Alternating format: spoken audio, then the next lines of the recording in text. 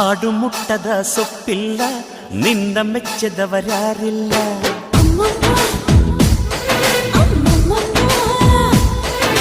ಜೇನಿಗಿಂತ ಸಿಹಿ ಬೇರಿಲ್ಲ, ನಿನ್ನ ಮುದ್ದಿಗಿಂತ ಸಿಹಿ ಬೇಕಿಲ್ಲ.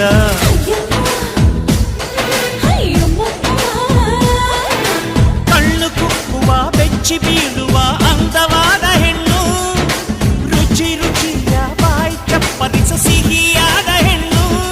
ಅಯ್ಯೋ ತಿಂದು ಬೇಗಿದರು ಆಸೆ ತೀರದ ಪಂಚಾಮೃತ ಇವಳು.